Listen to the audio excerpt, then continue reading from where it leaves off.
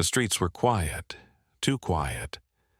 Mrs. Wilson's footsteps echoed as she walked past the abandoned warehouses, her cane tapping against the cracked pavement.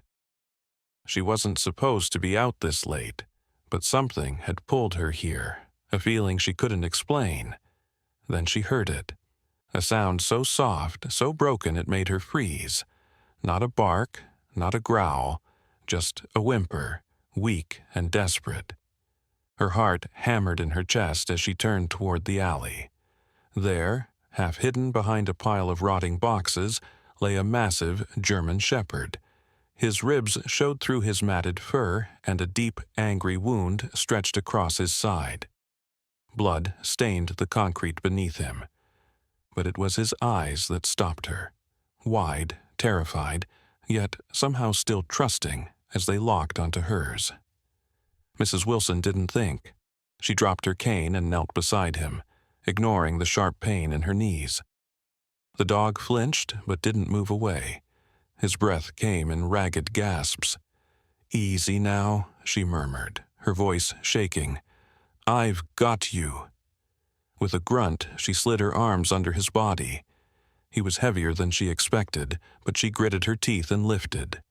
The dog whimpered again, his muscles tense with fear, but he didn't fight her. As she staggered toward home, his head slumped against her shoulder, his breath warm on her neck. She didn't know who had hurt him. She didn't know if he'd survive the night. But one thing was certain. This wasn't just a wounded animal she was carrying. This was the beginning of something she could never undo.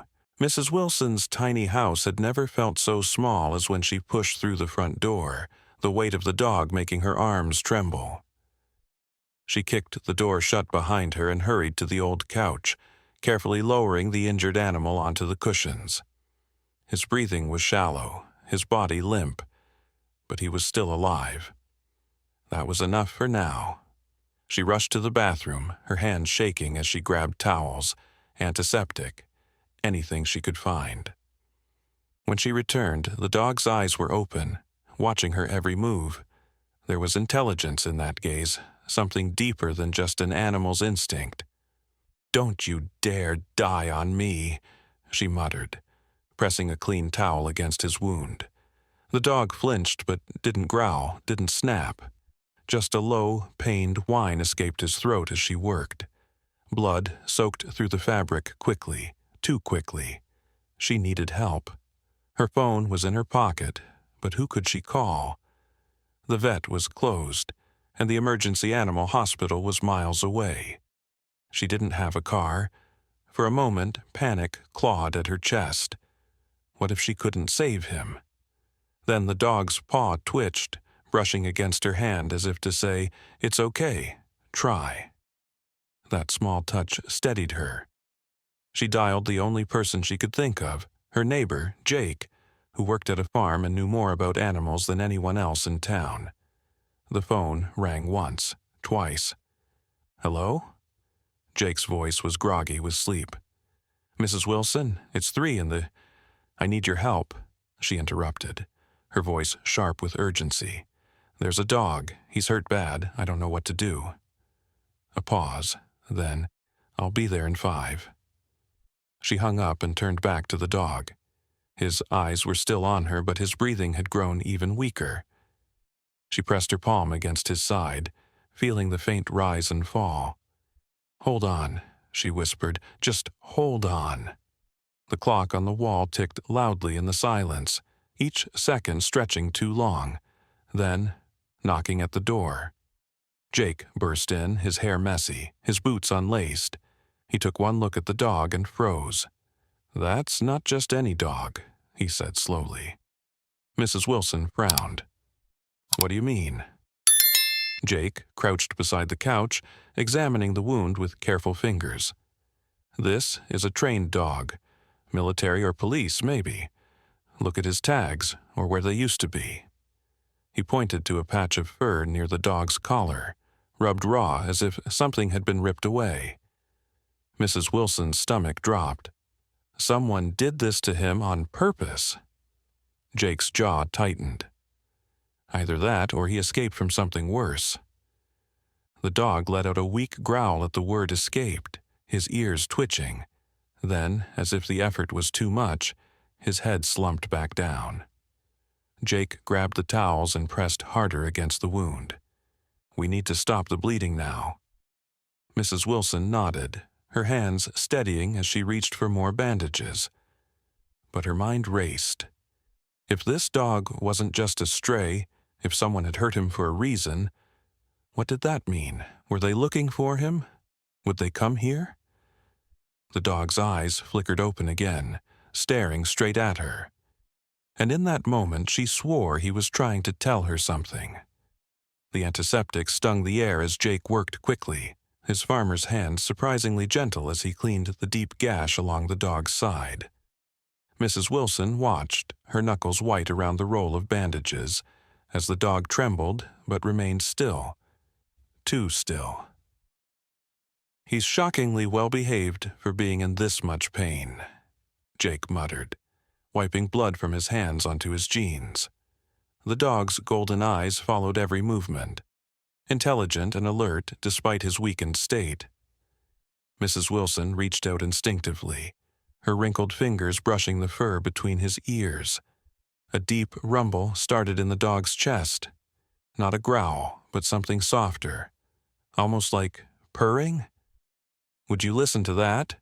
Jake said, pausing mid-bandage. "He's comforting you." The realization hit Mrs. Wilson like a physical blow. Here was this magnificent creature, bleeding and broken, yet worried about her trembling hands. She swallowed hard against the sudden lump in her throat. Jake continued working in silence until the wound was properly dressed. "He needs a vet," he finally said, sitting back on his heels. "This cut's too clean to be an accident. Someone did this with a blade." Mrs. Wilson's breath caught. The dog whined softly, pressing his nose against her palm as if confirming Jake's words. Outside, a car door slammed in the distance, making them all freeze. The dog's ears pricked up, his body tensing despite his injuries. A low, warning growl built in his throat, the first real sound of aggression he'd made. Jake moved to the window, peering through the curtains. Black SUV, 2 men walking this way. His voice was tight. "They're looking at house numbers." The dog tried to stand, his legs shaking violently, his bandages already spotting with fresh blood. Mrs. Wilson pressed a hand to his shoulder. "No, you stay." She turned to Jake, her voice surprisingly steady. "Take him through the back. My gardening shed has a lock." Jake hesitated. "What about you?" She smoothed her apron with hands that didn't shake. "I'm just a lonely old woman. What could they possibly want with me?" The dog whined again, more urgently this time, his eyes darting between them. Jake made a decision. "Come on, big guy," he murmured, carefully lifting the protesting animal. Mrs. Wilson watched them disappear through the kitchen just as 3 sharp knocks rattled her front door. Taking a deep breath, she shuffled to answer it. The men on her porch wore cheap suits that didn't fit right. The taller one flashed a badge too quickly to read. "Ma'am, we're looking for a stolen military dog, German Shephard. Have you seen anything unusual tonight?" His smile didn't reach his cold eyes. Mrs. Wilson clutched her sweater tighter. "At this hour? I've been watching my programs." The second man leaned in, his breath smelling of mint and something sharper. "This is a matter of national security, Grandma. If you're hiding something—" He let the threat hang in the air. From somewhere in the house, maybe the kitchen, maybe just her imagination, she heard the faintest scrape of claws on linoleum. The dog was trying to get to her. The realization gave her strength. She drew herself up to her full height, which still left her looking up at them.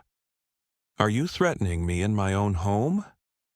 Her voice shook with age but not fear. "I think you boys should leave before I call Sheriff Thompson. He's my nephew, you know. The men exchanged a look.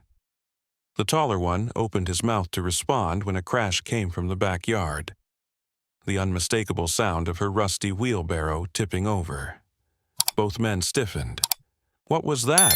the second one demanded. Mrs. Wilson's heart hammered against her ribs. "Probably just raccoons," she said quickly. "They get into my garbage cans." The men didn't look convinced. The taller one reached into his jacket, and for one terrifying moment, Mrs. Wilson thought he might pull out a weapon. Instead, he produced a card. "If you see anything, call this number immediately." His smile was all teeth. "That dog is dangerous." As they turned to leave, Mrs. Wilson noticed something strange. The shorter man had a fresh scratch on his hand, the kind a panicked animal might leave. The pieces clicked together with terrifying clarity. These weren't rescuers. They were the ones who had hurt him. She shut the door with trembling hands, locking it securely before rushing to the backyard. Jake stood by the shed, his face pale in the moonlight. "They're gone," he whispered.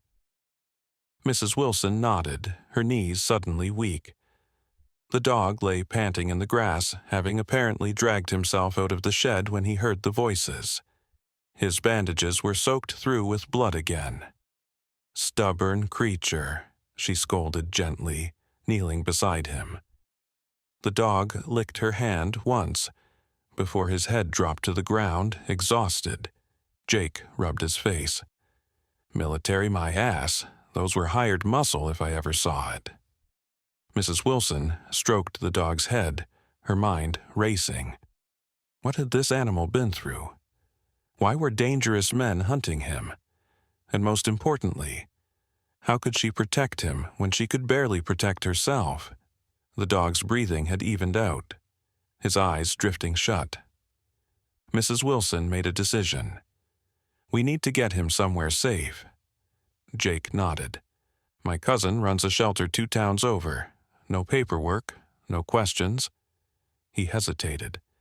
"But Mrs. Wilson, if these guys come back—" She met his gaze steadily. "Then they'll find nothing but an old woman who knows how to use a shotgun." Jake barked a surprised laugh. The dog's tail thumped weakly against the grass, as if in approval. As they carefully lifted him into Jake's truck, Mrs. Wilson noticed something she'd missed before. Beneath the blood and dirt, the dog's collar had left a faint impression in his fur. Not from tags, but from something rectangular, like the outline of a small electronic device that had been removed in haste. The mystery deepened, but one thing was certain. This was no ordinary dog, and somehow, against all odds, he had chosen her. The thought sent a shiver down her spine that had nothing to do with the night air. The truck's engine coughed to life as Jake carefully navigated the back roads, his headlights cutting through the pre-dawn darkness. Mrs. Wilson sat in the back with the dog's massive head cradled in her lap, her fingers working gently through his matted fur. Every bump in the road made the animal whimper, his body radiating feverish heat even through the blankets they'd wrapped him in. "Not much further," Jake called over his shoulder, but his voice lacked its usual confidence. Mrs. Wilson could see the way his eyes kept darting to the rearview mirror, watching for headlights that shouldn't be there. The dog suddenly tensed, his nostrils flaring as he lifted his head with great effort. His ears twitched toward the left side of the road. Mrs. Wilson barely had time to wonder why when Jake slammed on the brakes, sending them all lurching forward. "What in the—" Jake's curse died in his throat as a figure stepped into the road ahead, one hand raised in a clear command to stop. Moonlight glinted off the pistol in the stranger's other hand. The dog's reaction was instantaneous, a deep, guttural growl that seemed to come from somewhere primal, his body trembling with the effort to stand despite his injuries. Mrs. Wilson's blood ran cold as she recognized the taller man from her porch, his cheap suit now replaced with tactical gear. "Stay down," she ordered the dog, pressing a firm hand to his shoulder. Jake's fingers tightened on the steering wheel. "I can gun it." "No," Mrs. Wilson interrupted, her sharp eyes taking in the shadowy figures moving through the trees on either side of the road. "They've got us boxed in." The man with the pistol approached Jake's window, his weapon never wavering. "Step out of the vehicle, all of you." His gaze locked onto the dog, and something like relief flashed across his face. "There you are, Rex. Time to come home." The name struck Mrs. Wilson like a physical blow. Rex. This creature had a name, an identity beyond just some stray. The dog, Rex, bared his teeth, a string of drool hanging from his jowls as his growl intensified. The armed man's smile didn't reach his eyes. "Still defiant, I see. That training really took." He gestured with the gun. "Out. Now." As Jake slowly opened his door, Mrs. Wilson's mind raced. Training. Military dog. Electronic device. The pieces were coming together in a way that turned her stomach. This wasn't just about a stolen dog. This was about something far more dangerous. She met Jake's eyes in the rearview mirror and saw the same realization dawning there. The moment stretched thin, tense as a bowstring, until Rex suddenly lunged between the front seats with a strength that belied his injuries, his massive body crashing into Jake's door and slamming it shut on the armed man's wrist. The gun went off with a deafening crack, the bullet shattering the side mirror as the man howled in pain. Chaos erupted. More gunfire peppered the truck's hood as Jake threw the vehicle into reverse, tires screeching on the asphalt. Rex collapsed between the seats, panting heavily, his bandages blooming fresh crimson stains. Mrs. Wilson didn't think. She acted, throwing herself over the dog's body as another volley of shots rang out. The back window exploded inward, showering them with glass. Somehow, Jake managed to swing the truck around in a wild skidding turn, the smell of burning rubber filling the cab. "Hold on!" he shouted as they careened down a narrow dirt road, branches scraping against the sides of the vehicle like skeletal fingers. Mrs. Wilson clung to Rex, her heart hammering against her ribs. The dog's breathing was ragged, his eyes glazed with pain, but when they locked onto hers, she saw something terrifying in their depths. Not fear, but calculation. This was no ordinary animal. Whatever they'd done to him, whatever he'd been trained for, it had left marks deeper than any physical wound. The truck bounced violently over ruts in the road, each jolt drawing a pained whine from Rex. Mrs. Wilson risked a glance backward and saw headlights swinging onto the dirt road behind them. "They're still coming," she said, her voice surprisingly steady. Jake's knuckles were white on the wheel. "I know a place," he gritted out. "Old hunting cabin my uncle used to own. It's off-grid, not on any maps." Rex suddenly stiffened in Mrs. Wilson's arms, his ears pricking forward. Before she could react, the dog twisted with surprising strength and clamped his jaws around her wrist, not biting down, but holding with insistent pressure. His eyes bored into hers, intense and pleading. "What is it, boy?" she murmured. Rex released her wrist only to nose frantically at her pocket where she'd tucked the business card from the fake agents. Understanding dawned slowly, then all at once. "Jake," she said slowly. "What if they're tracking us somehow?" The truck swerved slightly as Jake processed this. "You think they bugged the dog?" Rex whined, pawing at his own neck where the strange rectangular mark from his collar remained. The answer was suddenly, horrifyingly clear. Mrs. Wilson's hand shook as she examined Rex's fur more closely. There, nearly invisible beneath the blood-matted hair, was a small, raised lump under the skin at the base of his skull. "My God," she breathed. "They've put something inside him." The implications crashed over her like a tidal wave. This wasn't just a tracking chip. No, they wouldn't send armed men after a simple tracker. This was something more valuable, more dangerous. Rex whined again, his body trembling with what she now realized was urgency rather than just pain.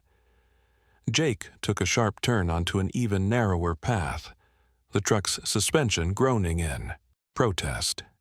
"We're almost there," he said through clenched teeth. "Once we're inside, we can figure out our next move." The headlights behind them grew closer, the pursuing vehicle handling the rough terrain better than Jake's battered truck. Mrs. Wilson held Rex tighter, her mind racing. Whoever these people were, whatever they wanted with this dog, one thing was certain. They were willing to kill to get him back. And that meant the frail old woman and her farmer friend knew too much to be left alive. The cabin appeared suddenly in the headlights, a dilapidated structure barely visible through the trees. As Jake skidded to a stop, Mrs. Wilson made a decision that would change everything. "Help me get him inside," she said, her voice steel. "Then we need to get whatever they implanted out of him before they find us." Rex's tail gave a single, decisive thump against the seat, as if in agreement. The game had changed. They were no longer rescuers, but accomplices in whatever dangerous game this remarkable animal had been forced to play. And Mrs. Wilson, to her own surprise, found she wasn't afraid. She was angry. The cabin door groaned as Jake kicked it open, the smell of damp wood and old dust flooding out. Mrs. Wilson stumbled inside with Rex's front half slung over her shoulders, his labored breaths hot against her neck. Jake grabbed the dog's hindquarters, his boots slipping on the rotting floorboards as they carried him to a moth-eaten couch in the corner. Rex collapsed onto it with a pained whimper, his sides heaving. Mrs. Wilson didn't waste time. She yanked open drawers in the dim lantern light, searching for anything useful. "Knife, alcohol, tweezers." "Now," she ordered, her voice sharper than Jake had ever heard it. He blinked at her. "You're not seriously thinking about—" "We don't have a choice," she snapped, slamming a drawer shut. "They'll be here in minutes. That thing in his neck is leading them straight to us." Rex lifted his head weakly, his golden eyes locking onto hers. Then, with a shuddering breath, he deliberately rolled onto his side, exposing the lump beneath his fur. A silent plea. Mrs. Wilson's hand shook as she took the hunting knife Jake handed her. "I've never—" "Just do it fast," Jake muttered, pulling off his belt. "I'll hold him still." He looped the leather between Rex's teeth like a bit. The dog didn't fight it. Mrs. Wilson poured whiskey from Jake's flask over the blade, then hesitated. Rex nudged her hand with his nose. "Go on." The knife slid in easier than she expected. Rex jerked, a muffled growl vibrating through the belt clenched in his teeth, but he didn't thrash. Blood welled up as Mrs. Wilson worked the tip of the blade, her stomach churning. Then, a hard click against metal. She pried it free, a tiny silver device no bigger than a penny, slick with blood. "Got it," she breathed. Jake snatched it up, examining it under the lantern light. "This isn't just a tracker," he whispered. "Look, there's a data port. They're using him to transport information." Outside, engine sounds cut through the night. Too close. Rex suddenly surged upright, knocking the belt from his mouth. His ears swiveled toward the door, his body tense despite the fresh blood matting his fur. Mrs. Wilson pocketed the device and grabbed the knife again. "They'll search the cabin," Jake said, eyes wild. "There's a root cellar." "No," Mrs. Wilson cut in. A plan formed in her mind, reckless and dangerous. She turned to Rex. "Can you run?" The dog's tail thumped once. "Yes." Jake stared at her. "You're not seriously—" "Give me your jacket," she demanded. When he hesitated, she yanked it off him herself. Wrapping the device in a scrap of cloth, she stuffed it into the pocket, then shoved the bundle into Rex's mouth. The dog understood instantly, clamping down gently. Mrs. Wilson cupped his face. "Go. Find help." Rex hesitated, his eyes flicking to the door where footsteps now crunched on gravel. "Go!" she hissed. Like a shadow, Rex slipped out the back window just as the front door burst open. The tall man from before stood silhouetted in the doorway, his gun sweeping the room. His gaze landed on the blood-stained couch, then Mrs. Wilson's red-smeared hands. His face twisted in rage. "Where is it?" he snarled. Mrs. Wilson smiled sweetly. "Where's what, dear?" The man backhanded her so hard she crashed into the wall. Jake roared, lunging, but a second man tackled him to the ground. The tall man grabbed Mrs. Wilson by the collar, dragging her up. "The data. Where's the damn dog?" Outside, in the distance, a single sharp bark echoed through the trees, then silence. The men froze. Mrs. Wilson spat blood onto the floor. "You're too late." The man's grip tightened. "Then you're useless." He raised his gun. A shotgun blast shattered the night. The cabin window exploded inward as buckshot peppered the wall above their heads. The men ducked, swearing. From outside, a familiar voice boomed, "Sheriff's Department." "Come out." "With your hands up." Mrs. Wilson's knees nearly gave out. Rex had found help, and judging by the sudden chorus of barking dogs and shouting voices surrounding the cabin, he'd brought the whole damn county with him. The tall man's eyes darted around, calculating. Then he did something unexpected. He smiled. "This isn't over," he whispered, shoving Mrs. Wilson aside. Before anyone could react, he and his partner bolted out the back, vanishing into the trees. Jake scrambled to help Mrs. Wilson up as the sheriff burst in, his flashlight blinding. Behind him, panting and proud in the glow of headlights, sat Rex, surrounded by 3 deputies and their K-9 units. The German Shepherd's tail thumped at the sight of Mrs. Wilson. His job wasn't done yet. Neither was hers. Because now she had questions. Dangerous ones. Like why trained operatives would hide military-grade data inside a dog. And why Rex had known exactly where to find the sheriff. Most importantly, why the men had looked more afraid of what that device might reveal than of getting caught. The sheriff's flashlight beam cut through the cabin's dusty air as Mrs. Wilson pressed a trembling hand to her throbbing cheek. Rex limped to her side, his warm body pressing against her legs like a living shield. The sheriff, a burly man with a salt and pepper mustache, eyed the blood on the floor and the broken window before turning to Mrs. Wilson. "Martha Wilson? What in God's name is going on out here?" His voice was gruff but edged with concern. Before she could answer, one of the K-9 officers let out a sharp whistle. "Sheriff, you need to see this." He held up the blood-smeared silver device between gloved fingers. The sheriff's expression darkened instantly. "Where'd you find that?" The officer nodded toward Rex. "Embedded under his skin. Military-grade nanotransmitter, if I had to guess." Mrs. Wilson's breath caught. Military. Just as she'd feared.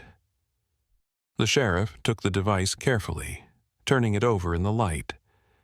Then he did something unexpected. He pulled a small scanner from his belt and passed it over the metal. The machine beeped once, flashing red. The sheriff's face went pale. Jesus Christ! He immediately dropped the device into a lead-lined evidence bag. "Everyone out. Now." His tone left no room for argument. Jake helped Mrs. Wilson to her feet as deputies ushered them outside into the chaotic glow of flashing lights. Rex stayed glued to Mrs. Wilson's side, his ears flat against his head. The sheriff pulled her aside, his voice low and urgent. "Martha, listen to me very carefully. Where exactly did you find this dog?" She told him everything: the alley, the wound, the men at her door. The sheriff's jaw tightened with each detail. When she finished, he rubbed his face wearily. "You shouldn't have gotten involved. This is way above our pay grade." Behind them, radios crackled as deputies called for backup. Mrs. Wilson studied the sheriff's tense shoulders. "You recognize that device, don't you?" He hesitated, then gave a barely perceptible nod. "Seen one like it 5 years ago during a federal raid. It's not just a tracker, it's a data storage unit, the kind used for classified black ops."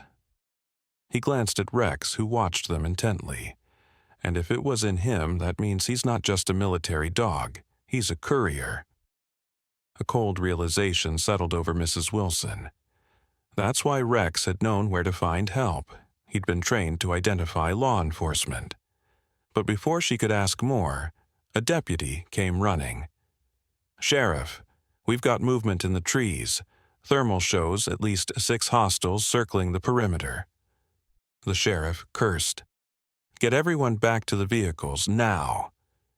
Chaos erupted as deputies scrambled. Mrs. Wilson reached for Rex's collar, but the dog suddenly stiffened, his nose twitching. Then, without warning, he bolted into the dark forest. "Rex!" Mrs. Wilson cried, but Jake held her back. "Let him go, Martha. He knows what he's doing." Gunfire erupted from the trees, short, controlled bursts, military style. The sheriff shoved Mrs. Wilson toward a patrol car as return fire came from the deputies. In the flashing red and blue lights, shadows moved like ghosts through the underbrush. Then, from the darkness came a sound that made Mrs. Wilson's blood freeze. A deep, guttural snarl, followed by a man's scream. Rex had engaged. More shouts. Another gunshot. A crashing in the bushes. Then silence. The sheriff's radio crackled. "Suspects are retreating. Repeat, suspects are holy shit." The deputy's voice cut off with a burst of static. The sheriff grabbed the radio. "Report, what's happening?" After a long pause, the deputy came back, his voice shaky. "You need to see this, Sheriff. They're leaving their wounded behind, and the dog, he's just standing over them, like he's waiting." Mrs. Wilson didn't wait for permission. She broke free and ran toward the commotion, Jake and the sheriff shouting after her. She skidded to a stop at the tree line. There, in a small clearing, lay 2 unconscious men in tactical gear. And standing over them, his muzzle glistening red under the moonlight, was Rex.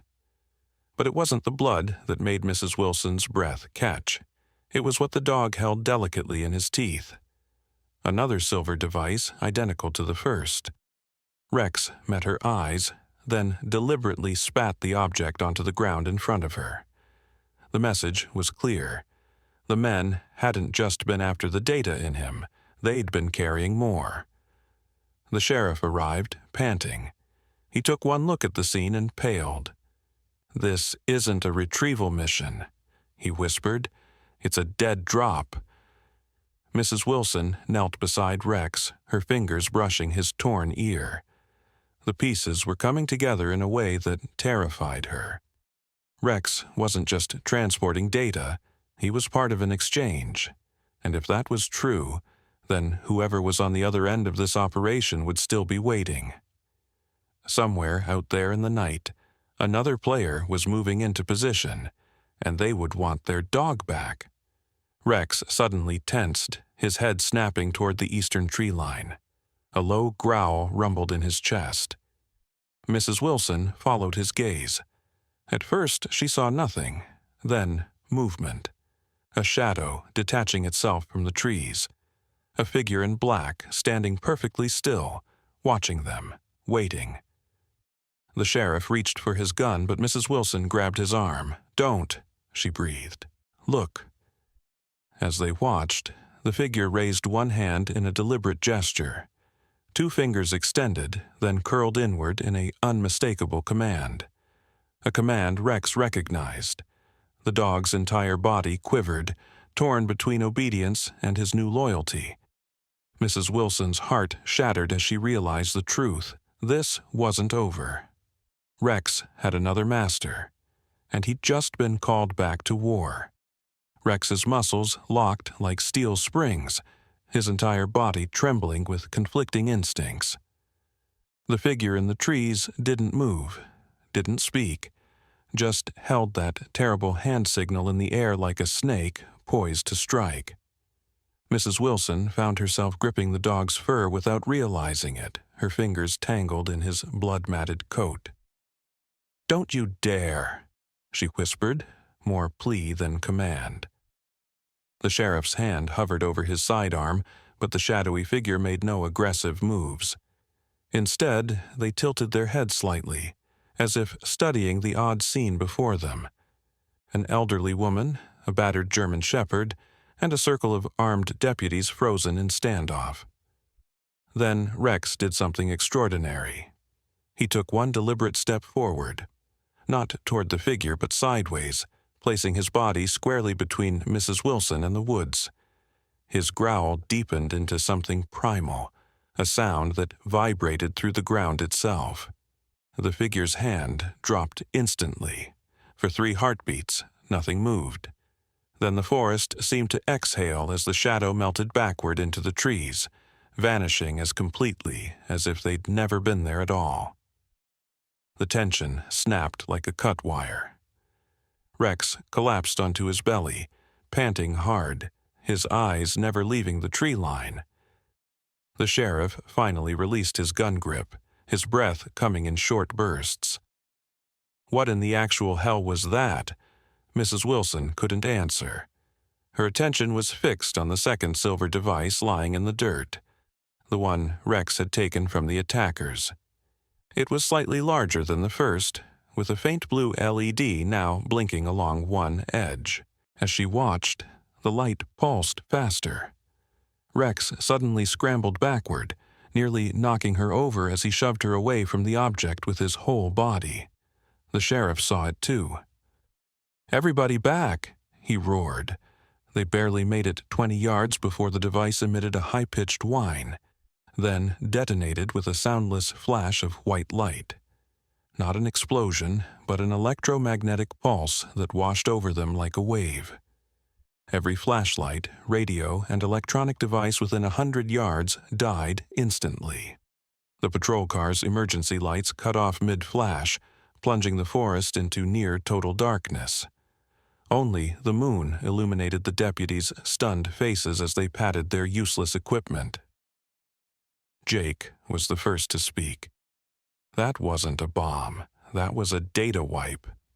He turned to Mrs. Wilson, his expression grim in the moonlight. Whatever was on those devices, they really didn't want us seeing it. Rex whined softly, nudging Mrs. Wilson's hand with his nose. When she looked down, she noticed something she'd missed before. A series of small, precise scars along his ribs, barely visible beneath his fur. Not battle wounds, surgical marks. The sheriff knelt beside them, his voice barely above a whisper. "Martha, I think this dog isn't just carrying information. I think he is the information." Mrs. Wilson's blood ran cold as she remembered how intelligently Rex had acted, how human his decision-making seemed. The sheriff continued. "There are rumors about experimental programs, animal intelligence augmentation, biological data storage, black budget stuff." A branch snapped in the woods. Rex's head whipped around, his ears pricked, but this time the sound came from the opposite direction of where the figure had disappeared. Then another snap, and another, surrounding them. The deputies raised their useless weapons anyway, forming a protective circle around Mrs. Wilson and the dog. Rex let out a soft woof. Not a warning, but a signal. Mrs. Wilson followed his gaze upward into the canopy. There, barely visible among the leaves, were tiny red dots, laser sights. Dozens of them, dancing across trees and deputies alike. A voice boomed from the darkness, amplified but distorted. "Stand down, Sheriff. This is now a federal matter." The sheriff hesitated, then slowly raised his hands. The laser dots didn't waver. Mrs. Wilson felt Rex press against her leg, his body tense but not aggressive. Whoever these new players were, he didn't see them as immediate threats. The amplified voice spoke again. "Mrs. Wilson, step forward with the asset." Asset, not dog, not even animal. Mrs. Wilson's hands found Rex's head, her fingers scratching behind his ears the way he liked. She leaned down until her lips nearly touched his fur. "You listen to me," she murmured, so quiet only he could hear. "However, they changed you.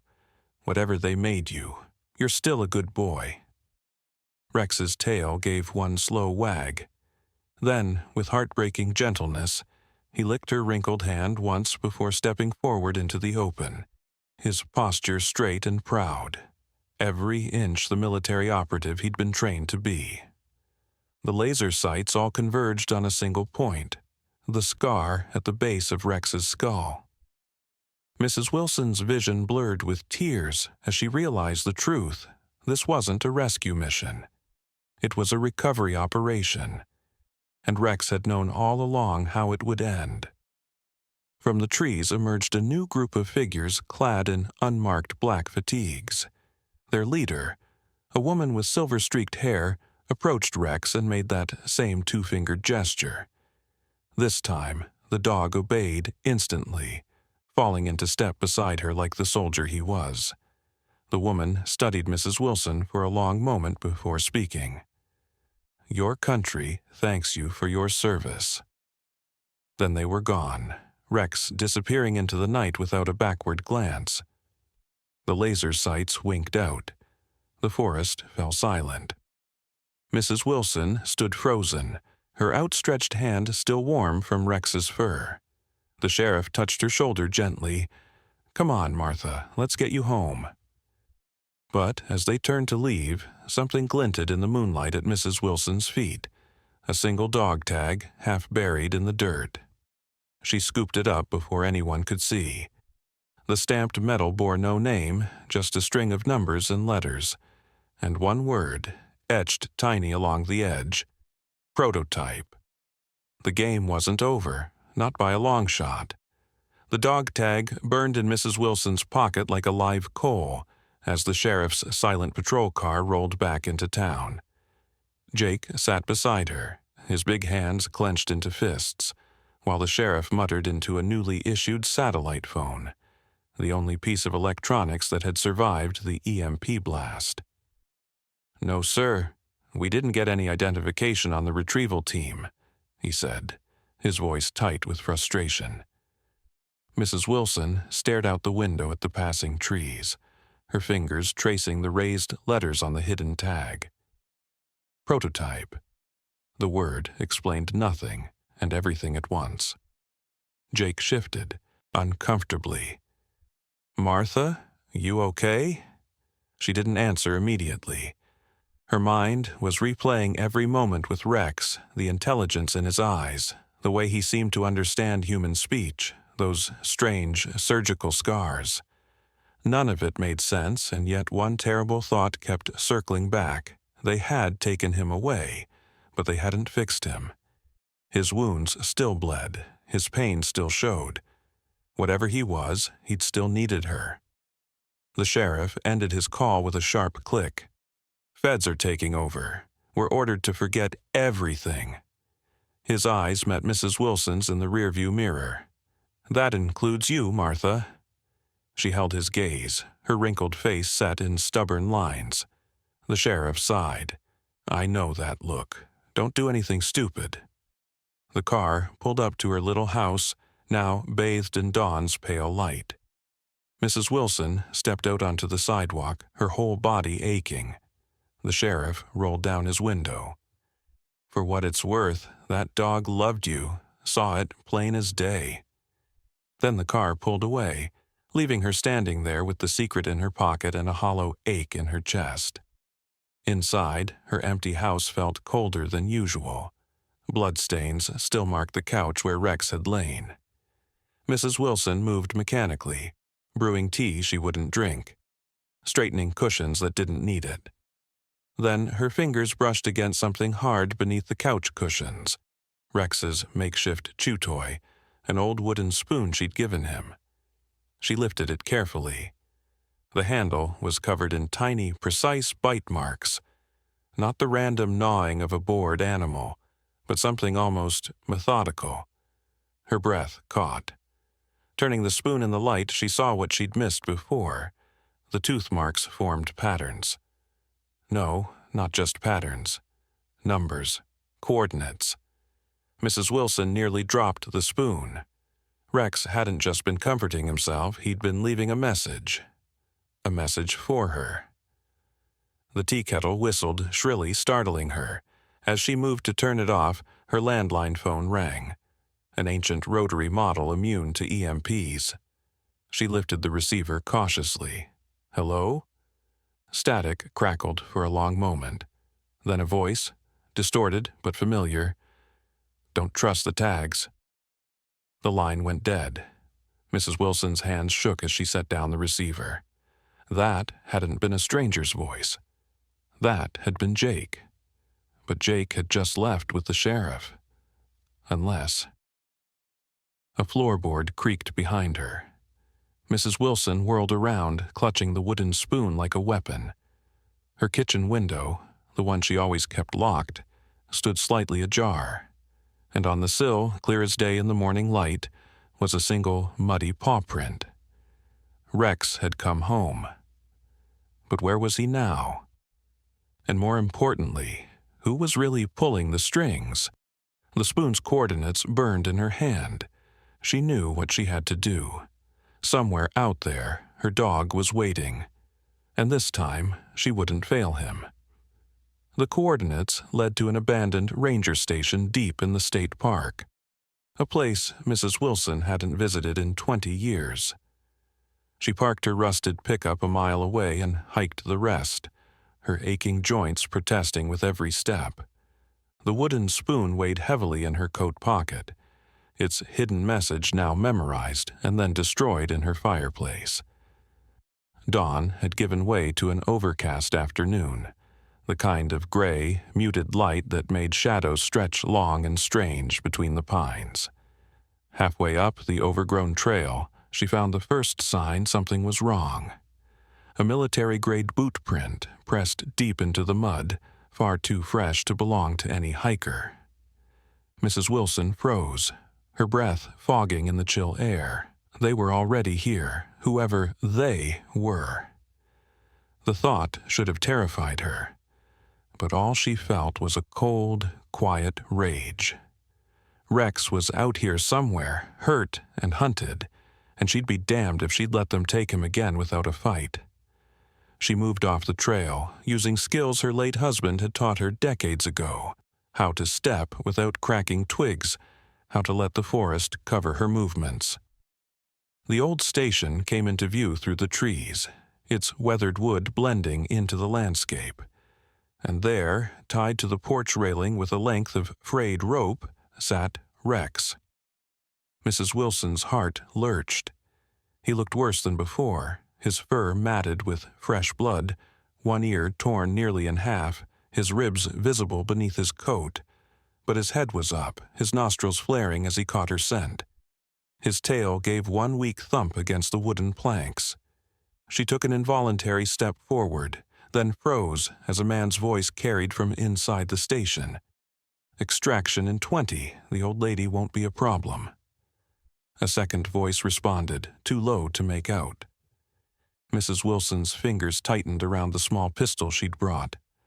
Her husband's old revolver, unused for years, but still loaded. She'd never shot at a person before. Today, that might change. Rex suddenly lunged against his rope, letting out a sharp bark that was clearly intentional. The voices inside cut off. Mrs. Wilson ducked behind a tree as the door creaked, Open. Shut that damn dog up, the first voice snapped. A soldier emerged. Not one of the black-clad operatives from before, but a uniformed army ranger. Mrs. Wilson's confusion lasted only until she saw the insignia on his sleeve. A familiar logo she recognized from news reports about private military contractors. Rex barked again, louder this time, his eyes locked on her hiding spot. The soldier kicked at him half-heartedly. I said quiet. Then he turned, shouting into the building. We need to move. The package is compromised. Mrs. Wilson didn't wait to hear more. As the soldier turned back toward Rex, she stepped out from cover, the revolver raised in both hands. Step away from my dog. Her voice didn't shake. The soldier spun, reaching for his own weapon, then froze when he saw the barrel pointed at his chest. His eyes widened. You? That single word told her everything. They'd expected her, maybe even wanted her here. Rex made a sound she'd never heard from him before, something between a growl and a whine, urgent and terrified. The soldier's hand inched toward his radio. Mrs. Wilson cocked the hammer. Try it. A shadow moved in the station's window. Mrs. Wilson barely had time to register the gun barrel emerging before Rex exploded into motion. The rope snapped as he threw his full weight against it, launching himself at the soldier. The man went down with a shout as 70 pounds of German Shephard hit him like a freight train. The window shattered as gunfire rang out. Mrs. Wilson dove behind a tree, her ears ringing. When she peered out, Rex stood over the unconscious soldier, his teeth bared in a snarl. Blood dripped from his flank, a fresh wound. The station door burst open, revealing 2 more armed men. Mrs. Wilson didn't think. She fired. The shot went wide, but it sent the men scrambling for cover. Rex was at her side in an instant, pressing against her legs. His message was clear. Run. Now, she turned to flee, and came face to face with the silver-haired woman from the forest. The woman's pistol pressed cold against Mrs. Wilson's forehead. Enough, she said calmly. Behind her, the 2 soldiers emerged, weapons raised. Rex growled, but the woman shook her head. Stand down, Seven. That's an order. Rex, no, Seven, flinched as if struck. His body trembled with the effort to disobey, but slowly, painfully, he sank into a sitting position. The woman smiled. Good dog. Mrs. Wilson's revolver was wrenched from her hands. The woman studied her with something almost like pity. You shouldn't have come, Martha. Now we'll have to wipe you too. Rex's whine cut through the air like a knife. The woman glanced at him, then sighed. Unless there might be another way. She lowered her gun slightly. You care about the asset, don't you? Mrs. Wilson didn't hesitate. His name is Rex. The woman's smile turned cold. Number, his designation is Prototype 7, and if you want him to live, you'll listen very carefully. Somewhere in the distance, helicopters thundered toward them. The game, it seemed, was far from over, and Mrs. Wilson had just become an unwilling player. The silver-haired woman's name was Colonel Voss, though she offered no rank or branch of service. She marched Mrs. Wilson into the ranger station at gunpoint, Rex, no, 7, limping obediently behind them. The interior had been transformed into a makeshift command center. Monitors flickering with maps and data streams despite the EMP from earlier. A soldier roughly zip-tied Mrs. Wilson's wrists to a chair while Voss spoke into a headset. Package and complication secured. Proceed with Phase Omega. Mrs. Wilson tested her bond subtly as she studied the room. The monitors showed satellite feeds of the forest, thermal images of what looked like search teams fanning out. One screen displayed a DNA helix model next to a file labeled Project Cerberus, Phase 3. but it was the photograph in the corner that made her breath catch. A younger Voss standing with a group of scientists in front of a kennel full of German Shepherds. And there, barely visible in the back, was a puppy with one distinctive white paw. Rex. Voss noticed her staring. "You recognize him? Good, that saves time." She pulled up a stool, sitting so close their knees nearly touched. "Here's the situation, Martha. 7 was never just a dog. He's the first successful hybrid of enhanced canine intelligence and biological data storage. His neural implants allow him to carry encrypted information in his very DNA." She tapped the photograph. "We bred him for this, trained him from birth. Then, 3 weeks ago, he was stolen by a rival group who tried to extract the data the hard way." Her eyes flicked to Rex's scars. Mrs. Wilson's stomach turned. "You tortured him." Voss smiled coldly. "Not us. The men we just eliminated. The same men who would have killed you without hesitation." Outside, the helicopter rotors grew louder. Voss checked her watch. "In approximately 7 minutes, my team will take 7 back to our facility. You have 2 choices." She held up a finger. "1, you walk away now, and we erase your memory of these events."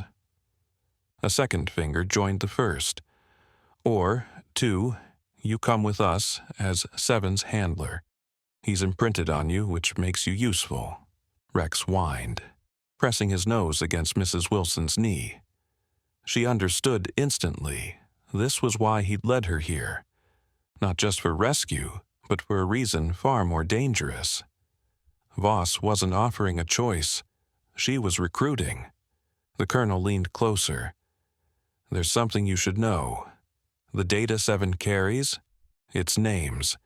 Every corrupt official, every traitorous soldier selling secrets to enemy states. Enough evidence to burn entire governments to the ground." Her smile turned razor sharp. "That's why everyone wants him." Mrs. Wilson looked down at Rex, his intelligent eyes, his trembling body, the lifetime of pain in his scars. She thought of the spoon's hidden message, the way he'd protected her against his own training. This wasn't just some military asset. This was her dog. The helicopters landed outside, their rotors kicking up a storm of leaves and dirt. Voss stood, extending a hand. "Time to choose, Martha." Mrs. Wilson took a deep breath and made her decision. Mrs. Wilson's fingers curled around the armrests of the chair as the deafening roar of helicopter blades shook the ranger station's walls. Dust rained from the ceiling as she locked eyes with Colonel Voss, the woman's outstretched hand hanging between them like a dare. Rex, no, 7, let out a low whine, his warm tongue darting out to lick her trembling fingers. That simple act of canine comfort sealed her decision. She lifted her chin, meeting Voss's calculating gaze. "I'll go with you," she said, her voice steadier than she felt, "but not as your prisoner, as his partner." Voss's lips twitched in something resembling approval as she produced a switchblade and sliced through the zip ties. "Welcome to Project Cerberus, Mrs. Wilson." The moment Mrs. Wilson's hands were free, Rex shoved his head under her palm, his entire body vibrating with tension. She scratched behind his ears the way he liked, her fingers tracing the raised scar where they'd implanted God knows what in his skull. Voss was already striding toward the door, barking orders at her team. "Prep the sedative dose for 7, standard transport protocol." Mrs. Wilson's hand stilled on Rex's head. "You're not putting him under again," she said sharply. The room went quiet. Voss turned slowly, one eyebrow arched. "Excuse me?" "He's been through enough." Mrs. Wilson stood, her knees protesting, but she refused to show weakness now. "Look at him. He's running on fumes. Another sedative could send him into shock." She didn't actually know if that was true, but the way Rex pressed against her legs told her she was on the right track. To her surprise, one of the soldiers, a young woman with a medical insignia on her uniform, nodded. "She's not wrong, Colonel. Seven's vitals are already unstable from the earlier trauma." Voss's eyes narrowed, flickering between Mrs. Wilson and the dog. A silent battle of wills played out in the dusty air of the ranger station. Finally, the colonel exhaled sharply. "Fine, but he stays muzzled and leashed during transport." She turned on her heel, gesturing for them to follow. "Move out." The helicopters waiting outside were sleek, unmarked blackbirds with no visible registration numbers. As they approached, Mrs. Wilson caught the distinctive logo on the tail, a three-headed dog encircled by a laurel wreath. Cerberus. Rex's hackles rose instantly, a growl building in his chest. Mrs. Wilson tightened her grip on his fur. "Easy, boy," she murmured. But her own pulse was racing as she noticed the armed guards flanking the chopper's open door. This wasn't a rescue mission. It was a retrieval operation. Voss climbed aboard first, then gestured for Mrs. Wilson to follow. The moment her foot left the ground, Rex let out an ear-splitting bark and lunged, not at the guards, but toward the tree line. The leash tore from Mrs. Wilson's grip as he bolted into the underbrush. "Rex!" she screamed, stumbling after him. Gunfire erupted. Dirt sprayed up around Rex's paws as the soldiers opened fire. Mrs. Wilson didn't think. She threw herself between the bullets and her dog. "Stop!" The sheer force of her scream froze everyone, even Voss. In that heartbeat of silence, Rex turned back, his golden eyes locking onto hers. Then he did something impossible. He spoke. Not in words, but in a series of deliberate barks. 3 short, 2 long, 1 short. A pattern Mrs. Wilson recognized instantly. Morse code. Her late husband, a World War II radio operator, had taught her basic signals decades ago. This was an SOS. Voss's hand closed like a vice around Mrs. Wilson's arm. "Enough games!" Her voice was ice. "Get the asset, now!" But as the soldiers advanced, the forest exploded with movement. Figures in black tactical gear emerged from the trees. Not Voss's team, but the same operatives who'd attacked them at the cabin. Gunfire shattered the uneasy standoff. In the chaos, Rex circled back to Mrs. Wilson, clamping down gently on her sleeve and tugging her toward the tree line. Voss's shout carried over the gunfire. 7 is priority 1. Do not let him... A bullet tore through the colonel's shoulder, spinning her to the ground. Mrs. Wilson hesitated, but Rex pulled harder. She made her choice. Together, they vanished into the forest as the battle raged behind them. Only when they were deep in the woods did Rex stop, panting heavily. He nosed at Mrs. Wilson's pocket, the one holding the dog tag. When she pulled it out, he clamped his jaws around it and crushed the metal in one bite. Inside was a tiny microchip. Mrs. Wilson stared at it, then at Rex. "This was never about the data in you," she whispered. "It was about this all along." Rex's tail gave one solemn wag. Then his ears pricked forward. Someone was coming. The real game was just beginning.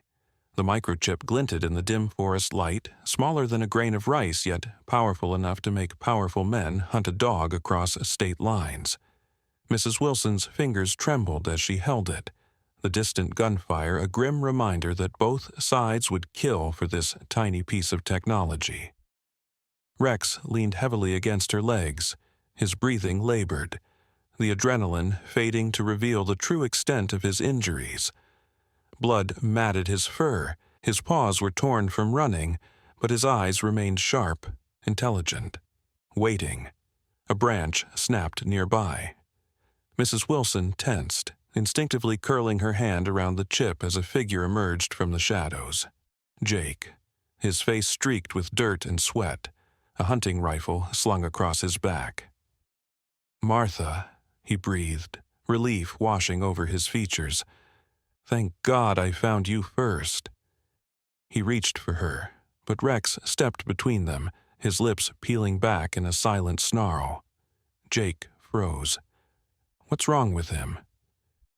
Mrs. Wilson studied her old neighbor, the too clean rifle, the lack of mud on his boots, the way his eyes kept darting to her closed fist. A cold realization settled in her chest. You're not Jake, she whispered. His face changed instantly, the friendly mask slipping to reveal something colder. But I am the better option. He nodded to Rex. That animal is government property. The chip belongs to my employers. Give them to me and you walk away. Rex's growl deepened. His body coiled to spring despite his wounds. Mrs. Wilson straightened slowly, her fingers tightening around the chip. You don't understand, she said, her voice steady. He's not an animal, and this? She held up the chip. This isn't just data. With a sudden movement, she popped the chip into her own mouth and swallowed. The fake Jake's eyes widened in horror. You crazy old... Rex moved like lightning, slamming into the man's chest and knocking him to the ground. The rifle skittered away as they wrestled, Jake's shouts echoing through the trees. Mrs. Wilson didn't wait to see the outcome. She turned and ran, her aged legs carrying her faster than they had in decades. Behind her, the sounds of struggle ceased abruptly. A moment later, Rex was at her side, his muzzle streaked with fresh blood but no new injuries. They didn't stop until they reached a shallow cave by a creek, one of Mrs. Wilson's childhood hiding spots. As she collapsed onto the cool stone, Rex pressed against her, his warm tongue licking the sweat from her face. She hugged him tightly, feeling the rapid beat of his heart against hers. It's over now, she murmured. And it was. Because the truth wasn't on the chip. The truth was in Rex's DNA, the names of traitors, the evidence of crimes, all encoded in his very being. And now, the only person who could access that information was the one person he'd chosen to trust. Moral lesson. True loyalty cannot be programmed or bought. It is earned through kindness, protected by courage, and proven in the darkest moments. Mrs. Wilson and Rex's bond transcended duty or training. It was the simple, unshakable connection between two souls who chose each other against all odds. In the end, the most powerful secrets are not those hidden in technology, but those kept in the heart.